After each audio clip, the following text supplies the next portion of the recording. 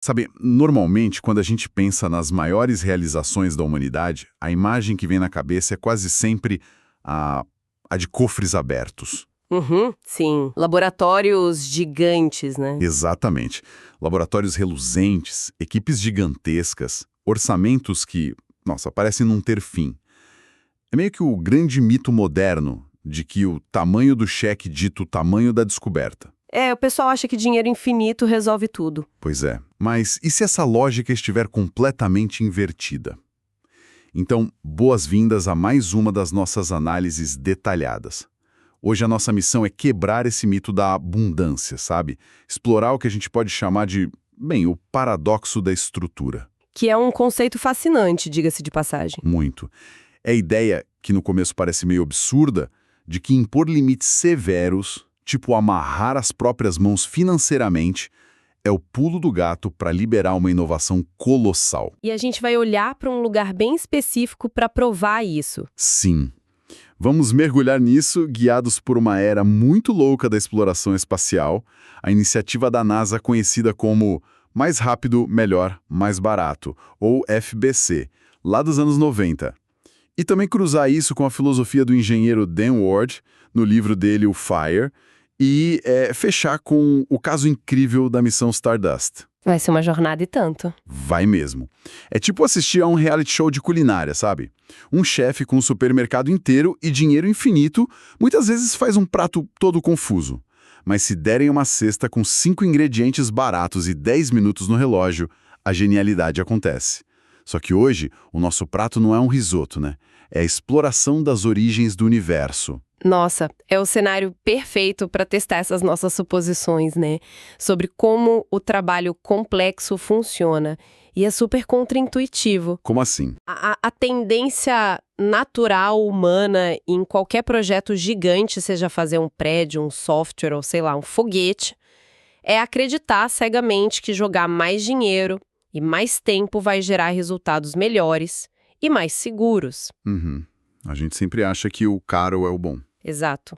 E a genialidade dessa era mais rápido, melhor, mais barato da NASA é que ela funciona como um laboratório para provar justamente o contrário. E olha, não estamos falando de uma startup tentando economizar na conta de luz. Não mesmo. Estamos falando do vácuo do espaço. Cometas. É o ambiente mais hostil que existe. Um erro ali custa centenas de milhões de dólares e anos de vida das pessoas. O risco é astronômico, literalmente, né? E para quem está ouvindo entender como isso funcionou na prática, a gente tem que voltar um pouco no tempo, para a cultura da NASA antes dessa mudança. A famosa era do projeto focado no desempenho. Isso. Historicamente, a agência trabalhava com essa mentalidade de projetar só para o desempenho máximo. A lógica era tipo, nós somos a NASA, a gente precisa construir a máquina mais perfeita e indestrutível de todas. E o resultado disso era bem complicado. Demais. Missões gigantes que levavam décadas, custos na casa dos bilhões, e se a nave falhasse, meu Deus, era uma tragédia nacional. Mas aí, nos anos 90, dá um estalo lá dentro, eles mudam radicalmente para a filosofia do design to cost, ou seja, projetar de acordo com o custo. O orçamento virou o chefe, né? Total. O orçamento passa a mandar na engenharia e o resultado é absurdo. Eles conseguiram lançar 16 missões pelo preço de uma única nave da era anterior. 16 missões. Isso é um portfólio ágil na prática. Sim, e eles aceitaram que algumas podiam falhar. Aves que eram tipo uns castelos de vidro super caros. Como custava bilhões, o medo de falhar paralisava todo mundo. O que gerava aqueles ciclos de redundância infinitos, né? Uhum.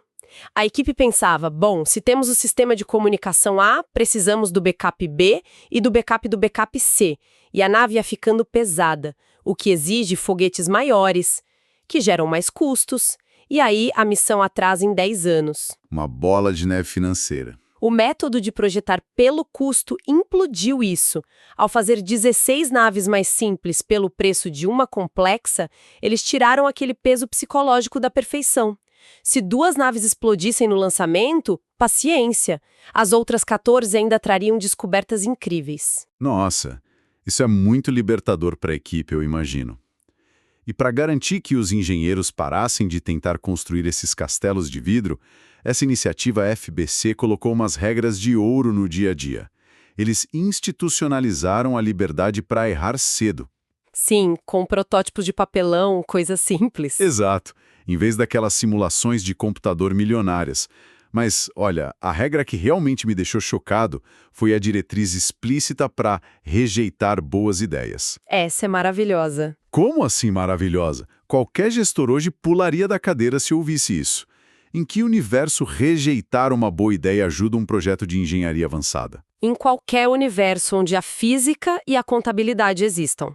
É que, bom, o que acontece nesses ambientes é que uma boa ideia de última hora é, na verdade, um vírus para o projeto. Um vírus? Explica isso melhor. Na engenharia, a gente chama isso de inchaço de escopo.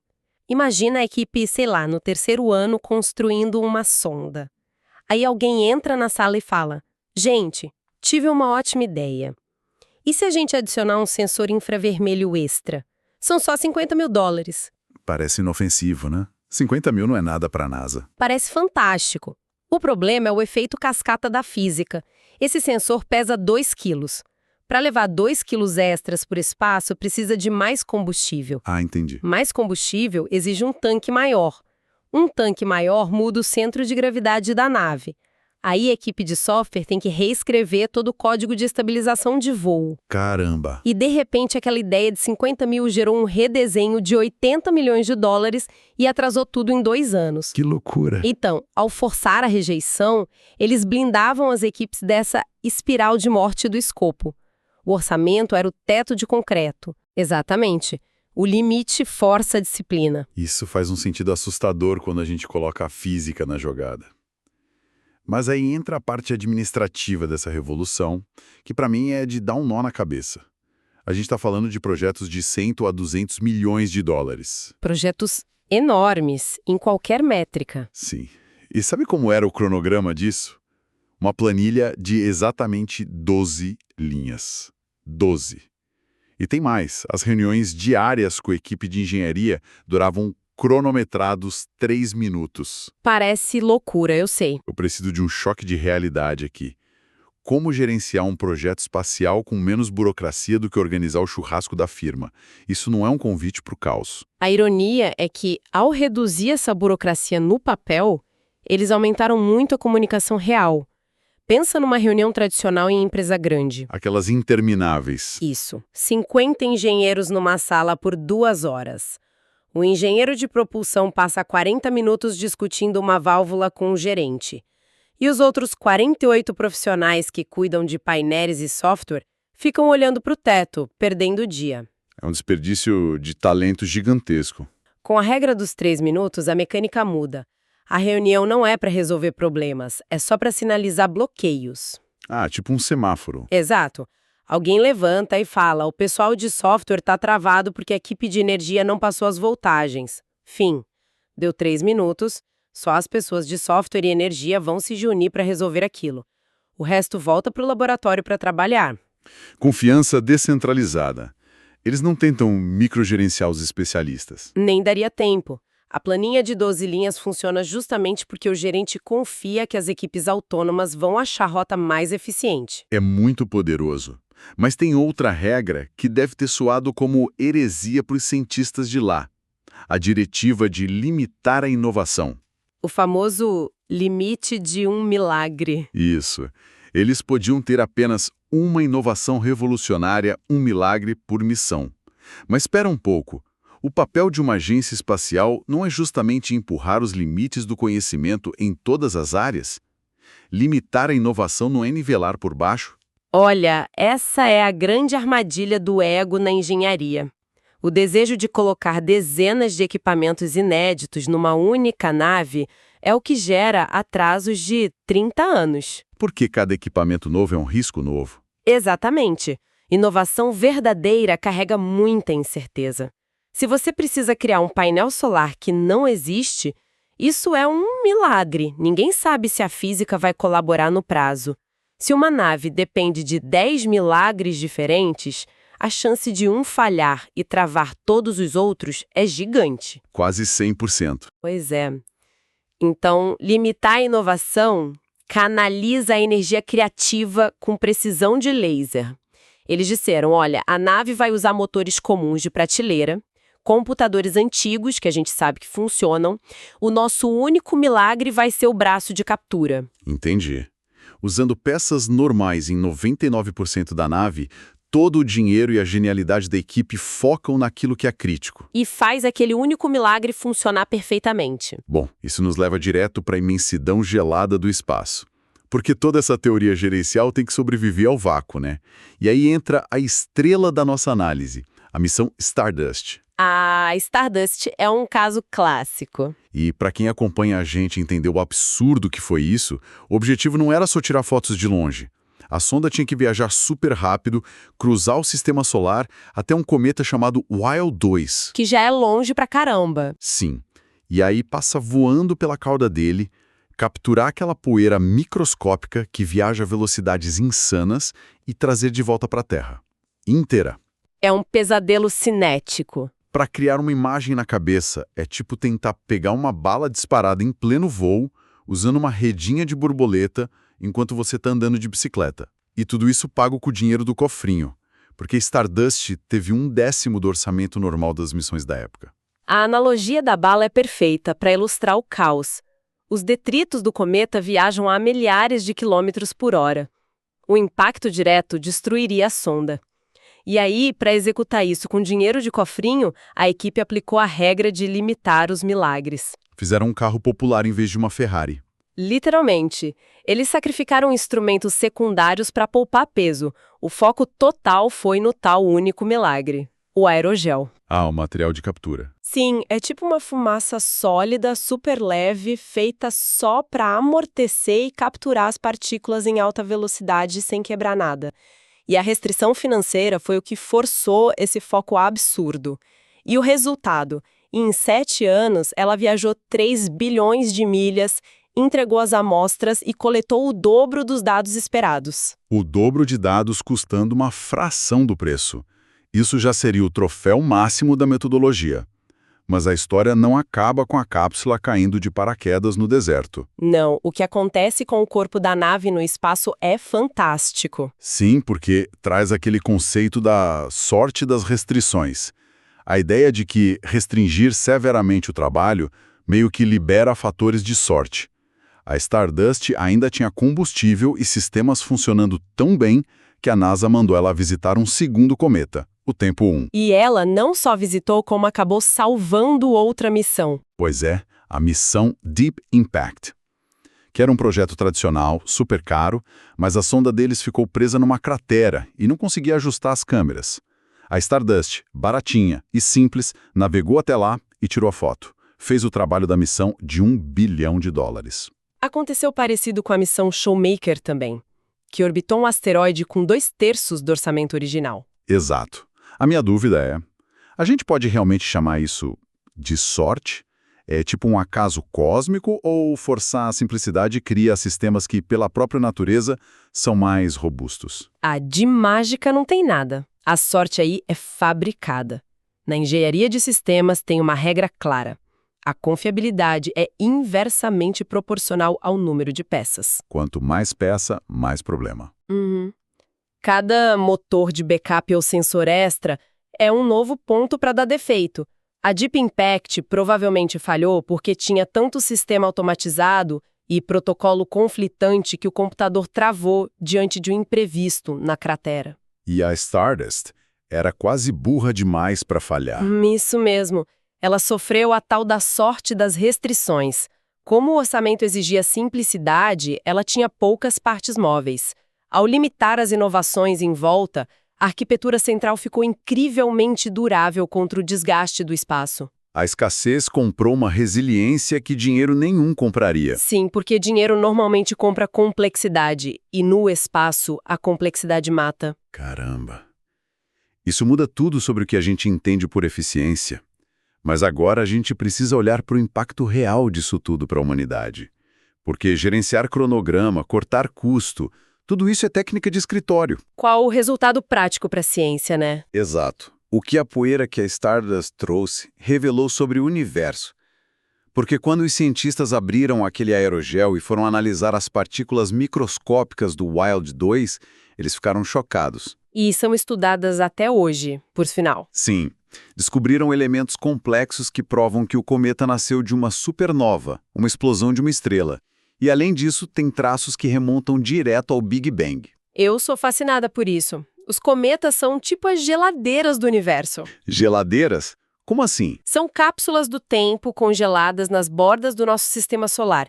Eles preservam a matéria de bilhões de anos atrás, de quando os planetas ainda estavam se formando. E fica ainda mais surreal.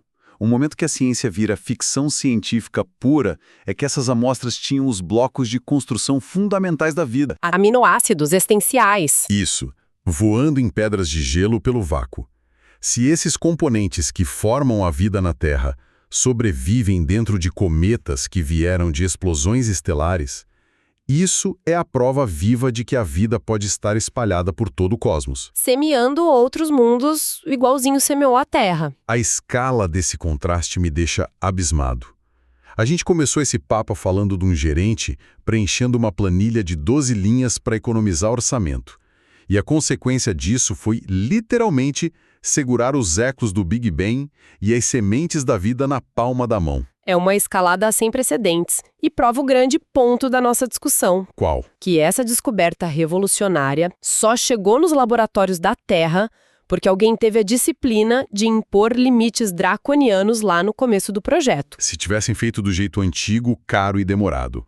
Eles estariam até hoje debatendo redundâncias num comitê burocrático. O limite de orçamento não as asfixiou a ciência. Ele foi o propulsor. O método focado no custo garantiu a entrega, garantiu que a missão fosse para o espaço, onde a verdadeira ciência acontece. Isso traz a nossa conversa para uma aplicação muito prática, para o dia a dia da nossa audiência. Porque a maioria de nós não está construindo foguete interplanetário no fim de semana, né? Não mesmo? Mas a reflexão é sobre como a gente desenha os nossos próprios projetos. Muitas vezes, quando uma tarefa trava, seja o lançamento de um produto, terminar um TCC ou arrumar a logística de uma empresa, a primeira reação é pedir mais prazo, mais gente ou mais dinheiro. A gente enxerga o limite como um muro. Exatamente. Mas a saga da Stardust destrói essa narrativa. Impor limites severos a si mesmo, tipo cortar o tempo pela metade ou fazer com o orçamento mínimo, atua como um catalisador. Isso mata a procrastinação que a gente gosta de chamar de perfeccionismo. Corta a complexidade inútil. E força o talento puro a resolver o problema real. Fazer mais com menos não é um jargão cansado de autoajuda de empresa. É meio que uma lei da física da inovação, sabe? É o poder das restrições. E pensando nesse paradoxo, eu acho que deixa a gente com uma provocação muito boa sobre o nosso futuro próximo. Opa, manda. Se a gente aceita que o excesso de recurso gera sistemas frágeis e inchados e a restrição gera foco e velocidade, o que acontece com fronteiras de inovação atuais, tipo inteligência artificial? O mercado de IA hoje é puro excesso. Totalmente. Empresas estão injetando bilhões, usando processamento bruto gigantesco, gastando uma energia absurda para treinar modelos de linguagem cada vez maiores e mais pesados. É a volta da era do desempenho máximo, sem teto de gastos. Exato. Tentando resolver tudo num supercomputador colossal. Isso levanta uma questão.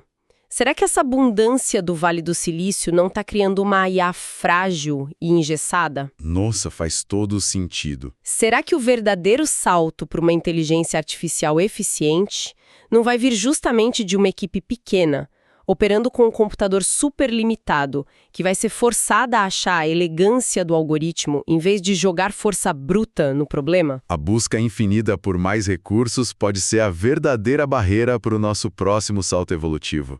Que perspectiva incrível! É para deixar dando um nó na cabeça do pessoal. E como? Deixa. Bom, se for assim, a verdadeira desvantagem é ter todas as vantagens possíveis. A abundância cega a criatividade, enquanto a parede do limite te obriga a inventar a porta, né? Bela forma de resumir. Muito obrigado a quem acompanhou a gente nessa jornada longa e profunda pelo paradoxo da inovação. Fica o convite para o pessoal olhar para as próprias restrições não como muros, mas como a única coisa capaz de focar o seu projeto rumo às estrelas. Até a nossa próxima análise detalhada.